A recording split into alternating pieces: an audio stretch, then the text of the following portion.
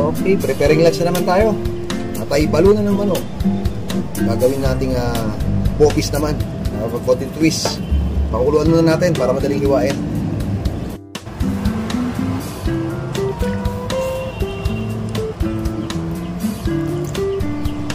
Para maiba naman. Hindi adobong atay balunan. Sa white sauce, ito gagawin naman natin bopis. Lagyan na rin natin ng konting asin para may lasa na. Okay, pwede na to. Gawin na natin. Palamigin lang natin yung bago natin hiwain ng maliliit. Panawa ng bopis. Prepare na natin ang ating marikado habang pinalalagin natin yung ating galon-galunan.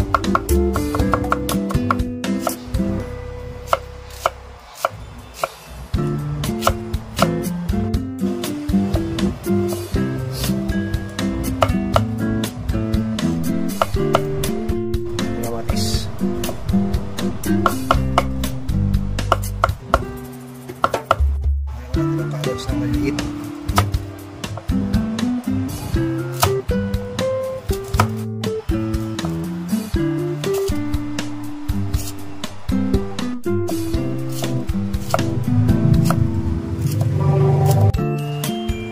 Tapos naman regalo ng bopis na nalagay natin kanya.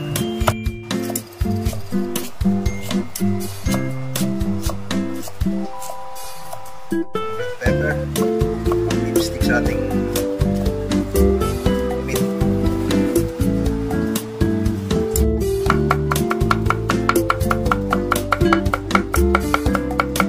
Ay, hindi mawawala kasi ng green para sa aroma.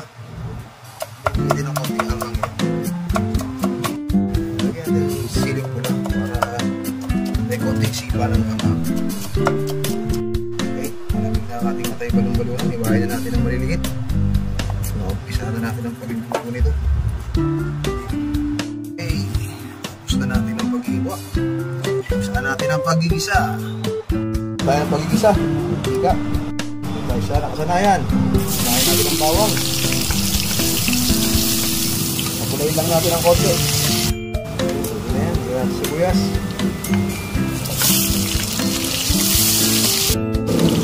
Kamatis.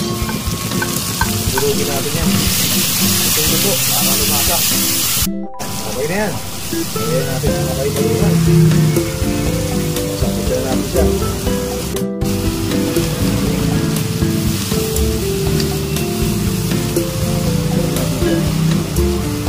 Natin ang asin. Pinta. Lagyan din natin ang laurel. Ang kabango. Para dilig na siya, kanya natin ang original water. Para hindi na masunig.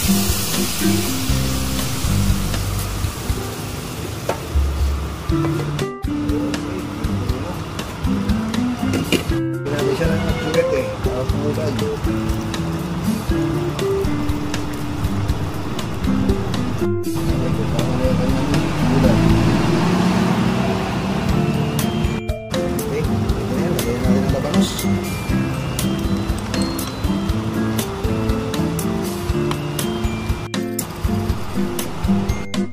Lagyan natin ang carrots para sabay na sila lumambot ng labanos.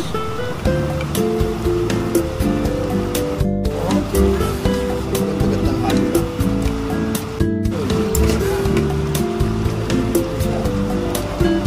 Lagyan ng suka.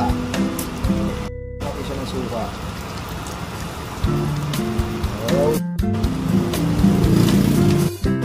Lagyan na natin ang mga siling. Siling green. At higit sa lahat, ito ang ating siling lipstick.